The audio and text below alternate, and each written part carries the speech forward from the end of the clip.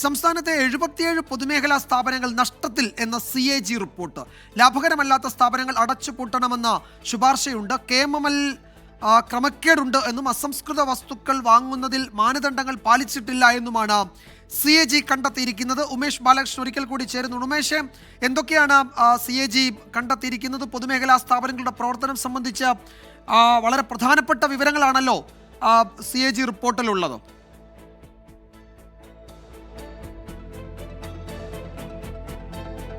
KMML ക്രമക്കേട് എന്നതടക്കം CAG റിപ്പോർട്ടിൽ പരാമർശമുണ്ട്. അസംസ്കൃത വസ്തുക്കൾ വാങ്ങുന്നതിൽ മാനദണ്ഡങ്ങൾ പാലിച്ചിട്ടില്ല എന്നാണ് CAG കണ്ടെത്തിയിരിക്കുന്നത്.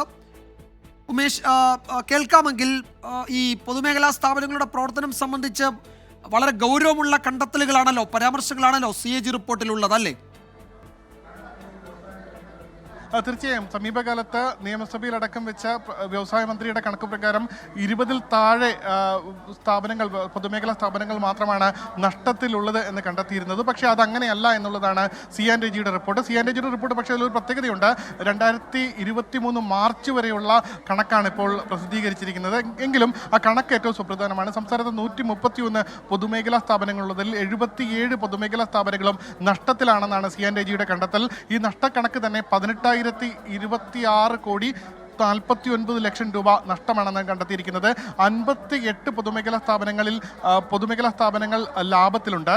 ലാഭകരമല്ലാത്തത് അടച്ചുപൂട്ടാനുള്ള ശുപാർശയുണ്ട്. നിലവിൽ 18 പൊതുമേഖലാ സ്ഥാപനങ്ങൾ അത് അടച്ചുപൂട്ടലിന്റെ വക്കിലാണ്. ഓരോ നടപടിക്രമങ്ങളായി പൂർത്തീകരിച്ചു വരുന്നു. അവ വേഗത്തിൽ പൂർത്തിയാക്കണമെന്നും ഈ ശുപാർശയിൽ പറയുന്നുണ്ട്. അതുകൂടാതെ KSRTCയുടെ കാര്യത്തിൽ ചില വിമർശനങ്ങൾ കൂടി ഉന്നയിച്ചിട്ടുണ്ട്. KSRTC കൃത്യമായി കണക്കുകൾ CAGക്ക് നൽകുന്നില്ല. കഴിഞ്ഞ 7 വർഷത്തെ കണക്കുകൾ CAGക്ക് ഓഡിറ്റ് ചെയ്യാനായി നൽകിയില്ല എന്നുള്ള ഗുരുതരമായ ഒരു വിമർശനവുമുണ്ട്. അതുകൂടാതെ പർച്ചേസുമായി ബന്ധപ്പെട്ട KSRTCയിൽ GST നടപടികൾ കൃത്യമായി പാലിക്കാത്തതിനാൽ 1,55 ലക്ഷം രൂപയുടെ നഷ്ടം KSRTCക്ക് ഉണ്ടായി എന്നും CAG കണ്ടെത്തിയിട്ടുണ്ട്.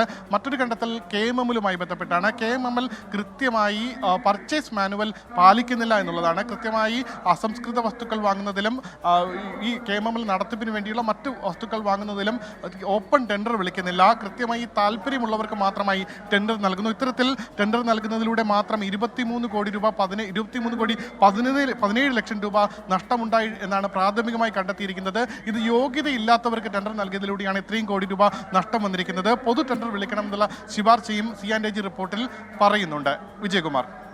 ലാഭകരമല്ലാത്ത സ്ഥാപനങ്ങൾ അടച്ചുപൂട്ടണമെന്നാണ് CAG ശുപാർശ.